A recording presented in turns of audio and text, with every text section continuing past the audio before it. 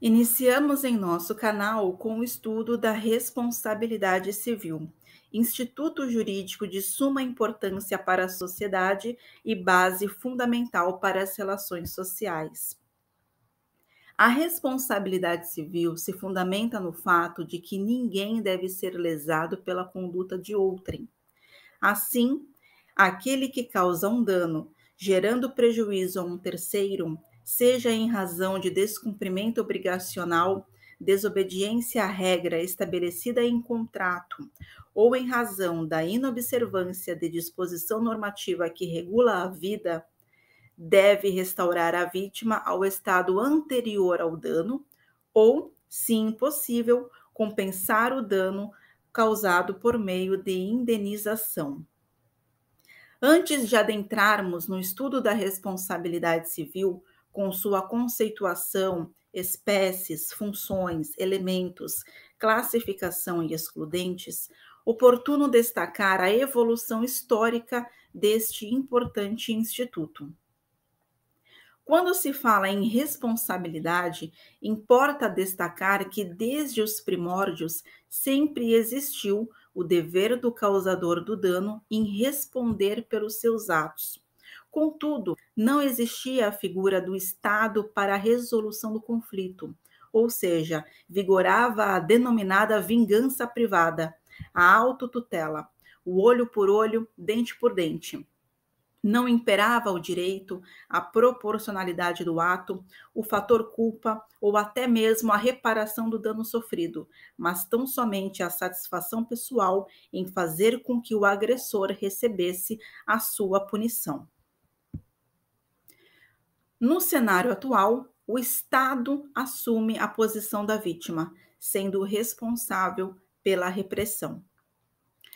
O Instituto Jurídico da Responsabilidade Civil trata da aplicação de medidas que obriguem uma pessoa a reparar o dano moral ou patrimonial causado a terceiro, em razão de ato por ela mesma praticado, por pessoa por quem ela responde, por alguma coisa a ela pertencente ou de simples imposição legal.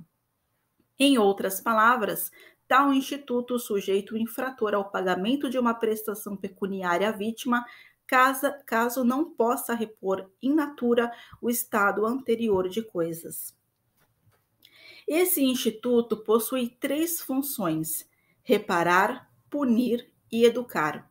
Na função reparatória encontra-se o objetivo básico da responsabilidade civil, tendo em vista que este instituto tem por fundamento o restabelecimento do equilíbrio violado pelo dano. Então, a finalidade é retornar as coisas ao estado anterior ou, se impossível, o pagamento em pecúnia, no importe equivalente ao bem material ou compensatório. A sanção, por sua vez, trata-se da consequência jurídica que o não cumprimento de um dever produz em relação ao obrigado. E a função educativa tem por finalidade inibir ou evitar novas práticas danosas. Para a configuração da responsabilidade, deve haver alguns pressupostos: a conduta humana, a culpa genérica ou lato sensu, o nexo de causalidade e o dano. Conduta é o comportamento humano que se manifesta por meio de uma ação ou omissão voluntária, negligência, imprudência ou imperícia. Enquanto a ação é uma conduta positiva, que é a regra, a omissão é uma conduta negativa, é uma abstenção, é a exceção. O agente deveria ter agido sem riscos e não agiu, e esse não agir responde à permissão do resultado. Culpa ou dolo do agente. É essencial que tenha agido com culpa, teoria subjetiva. A culpa, em sentido lato, engloba também o dolo, que é a vontade deliberada de cometer uma violação de direito, sendo a culpa stricto sensu caracterizada pela vontade do agente em praticar determinado ato, todavia não desejando o resultado. Em matéria de culpa contratual, o dever jurídico consiste na obediência ao avançado. Na culpa extracontratual, consiste no cumprimento da lei ou do regulamento. Caso não previsto em lei, haverá ainda o dever indeterminado de não lesar a ninguém. Dano. Sem a prova do dano, não há de se falar em responsabilização civil. O dano ou prejuízo é uma lesão a um interesse jurídico tutelado, seja patrimonial ou extrapatrimonial, a exemplo de agressão a direitos personalíssimos. O STJ já consagrou o dano estético, que seria uma modalidade autônoma de dano, ao editar a súmula 387, que trata da acumulação de indenizações de dano estético e moral. Nexo de causalidade. É a relação de causa e efeito entre a conduta do agente e o dano verificado. Se houver um dano, mas este não derivar da conduta do agente, inexistirá a relação de causalidade e, por consequência, o dever de reparação. Por que é responsável o causador do dano? O Código Civil de 2002 adotou dois sistemas para a reparação de danos: a teoria subjetiva e a teoria objetiva. Desde a edição da Lex Aquila, a responsabilidade é subjetiva, fundada na culpa, sendo a regra geral em oposição à responsabilidade objetiva para a reparação de danos. Na teoria subjetiva, a prova da culpa do agente é requisito necessário do dano indenizável. A responsabilidade só se configura se o agente agiu com dolo ou culpa. Ocorre que a teoria subjetivista é insuficiente para abarcar todo o plano da reparação, motivo pelo qual a teoria objetiva tem encontrado guarida em nosso ordenamento jurídico, que é aquela que independe da culpa, ou seja, se satisfaz com o dano e o nexo de causalidade. Assim, na teoria objetiva, a culpa pode ou não existir, é irrelevante, já que essa teoria decorre de hipóteses previstas em lei, como atividades que resultem em risco para os direitos de outrem. Acerca das excludentes da responsabilidade civil, há circunstâncias que impedem a responsabilização do agente, uma vez que rompem o nexo causal entre a conduta do sujeito e o dano, bem como quando o causador do dano houver atuado sob a égide de uma excludente de ilicitude. São elas a legítima defesa, o exercício regular de direito, o estado de necessidade, as excludentes do nexo de causalidade e a cláusula de não indenizar. Legítima defesa. O conceito de legítima defesa é extraído do Código Penal no artigo 25.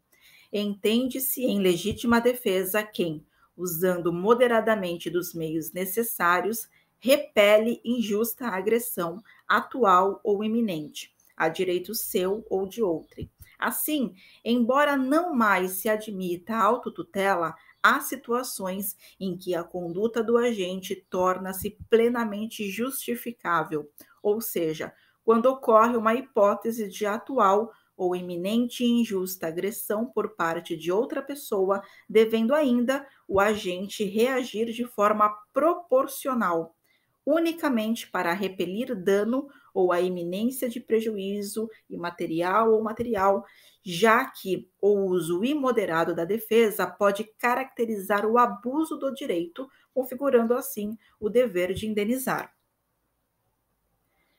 Exercício regular de um direito.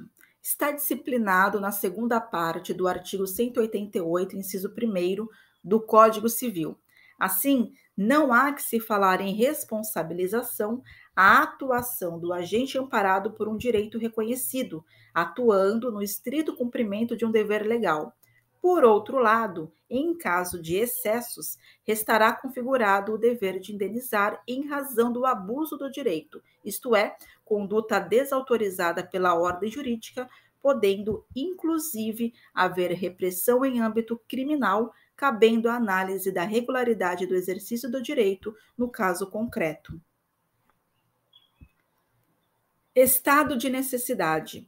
Em relação ao estado de necessidade, este merece tratamento idêntico àquele dispensado à legítima defesa, uma vez que o agente age a fim de remover perigo iminente prestes a acontecer. Contudo, a legitimidade do ato ocorrerá tão somente em circunstâncias que o torne absolutamente necessário, vindo o agente a responder em caso de excessos. Excludentes do nexo de causalidade. São fatores que impedem a relação de causa e efeito entre a conduta do sujeito e o dano acarretado à vítima. A exemplo do caso fortuito ou força maior e do fato exclusivo da vítima ou de terceiro. Cláusula de não indenizar. Encontra cabimento tão somente na responsabilidade contratual, sendo aquela em que as partes excluem a presença de pressupostos do dever de reparar o dano ou convencionam em limitar o valor da indenização em caso de descumprimento de obrigação estabelecida. No entanto, impende destacar que tal cláusula não terá validade quando pretender violar princípios de ordem pública, de modo a não incidir em casos de conduta dolosa ou de atos criminosos da parte, bem como em casos em que se pretende burlar proteção legal, sendo, neste caso, considerada nula. Assim, considerando que as excludentes da responsabilidade civil possuem o condão de exonerar o agente causador do evento danoso, de modo a permitir que a vítima não tenha a reparação do prejuízo experimentado, deve o julgador analisá-las com o máximo de cuidado, ocasião em que deverão ser devidamente comprovadas.